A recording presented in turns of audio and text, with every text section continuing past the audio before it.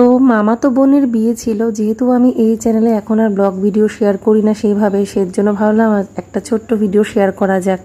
গায়ে হলুদের অনুষ্ঠান, ফটোশ্যুট সব কিছু খুব ভালোভাবে সম্পন্ন হয়েছিল, কিন্তু ওই সময় আমি ওখানে থাকতে পারিনি। এই ভিডিও ক্লিপগুলো আমার আরেকটা বোনের পাঠানো।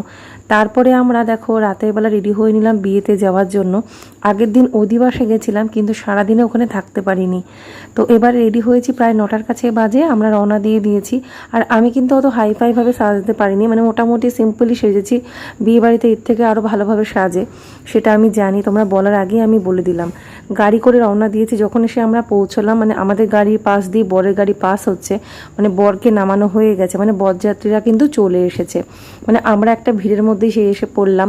তো গেটের সামনেটা তোমাদেরকে একটু পরেই দেখাচ্ছি, এটা মণ্ডপটা। তো এসে দেখি যে বর অলরেডি বসে পড়েছে মণ্ডপে। আর এই যে গেটটা সাজানো, মোটামুটি ভালোভাবেই কিন্তু বিয়ে অনুষ্ঠানটা হয়েছে। আমার কিন্তু মামা নেই, মামার মেয়ে কিন্তু বাবাহারা মেয়ে। তো যা হয়েছে ভগবানের আশীর্বাদে যথেষ্টই ভালোভাবে অনুষ্ঠানটা সম্পন্ন হয়ে গেছে। তো চলো এবারে তোমাদেরকে দেখিয়ে দিই আমার মামার মেয়েকে কেমন ডেকোরেশনটা হয়েছে, অবশ্যই কিন্তু তোমরা জানিও। তো এবারে মামার বাড়িতে চলে আসলাম। এই দেখো, এটা হচ্ছে আমার বোন, মানে ছোট মামার মেয়ে। তো ওর বিয়ে হচ্ছে ব্যাঙ্গালোরে হচ্ছে, আর ওর হাজব্যান্ড হচ্ছে ব্যাঙ্গালোরে চাকরি করে প্রাইভেট কোম্পানিতে। সবটাই তোমাদের এই ছোট্ট ভিডিওটাতে বলে দিচ্ছি। তারপরে যে নিয়মগুলো হয়, যে নিয়মগুলো দেখলে অনেকেরই খুব কষ্ট লাগে, যেমন আমার ভীষণ কষ্ট লাগছিল এই নিয়মটা দেখতে। মামির কোল থেকে যখন আমার বোনকে নিয়ে যাওয়া হচ্ছিল, ওকে তো এরকমভাবে যে নিয়মটা থাকে না মায়ের কোল থেকে দান করে দেওয়া, সেটা হচ্ছিল এখন।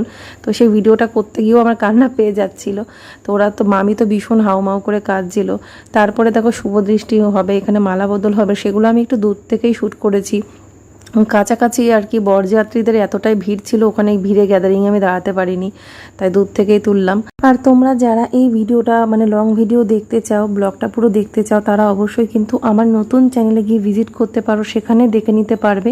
তো স্বপ্নরানার 111K চ্যানেলে। তারপরে চলে আসলাম মেজো মামার বাড়িতে। তো মেজো মামার বাড়িতে এসে শাড়িটা একটু ঠিকঠাক করলাম, ছেড়ে শাড়ি পরেছিলাম, এত পরিমাণে ঘেমে গেছি, তারপরে শাড়িটা পিন করে নিয়েছি। তো তোমরা হয়তো ভাববে যে আমরা নিচে বসে কেন খাচ্ছি। দেখো, আমরা আমাদের নিজেদের লোকেদের সাথেই বসে খেয়েছি, সেজন্য মেজো মামার বাড়িতে নিচে বসেই খাওয়া দাওয়া হয়েছিল। নিজেরা আমরা সবাই নিচে বসেই খেয়েছি। টেবিল চেয়ারেও খাওয়া দাওয়ার ব্যবস্থা ছিল খুব সুন্দর। ওই জায়গাটা তোমাদের আর দেখানো হয়নি যেখানে খাওয়া দাওয়া চলছিল, কিন্তু ওখানে গিয়ে যদি খেতাম তাহলে হয়তো তোমাদের সাথে শেয়ার করতে পারতাম। তো আমাদের যেহেতু নিরামিষ ফ্যামিলি, তার জন্য নিরামিষে কী কী আইটেম হয়েছিল তোমাদের বলে দিই। রাধা পল্লবী হয়েছিল, চানা মশলা হয়েছিল, vegetable chop, pakora, salad, fried rice হয়েছিল, চিলি পনির, তারপরে হয়েছিল পটলের দোরমা, প্লেন রাইস, ডাল, আলুর চিপস, চাটনি, দই, সন্দেশ, রসগোল্লা, সাথে ছিল আইসক্রিম আর কফি স্টল দেওয়া হয়েছিল আর কি।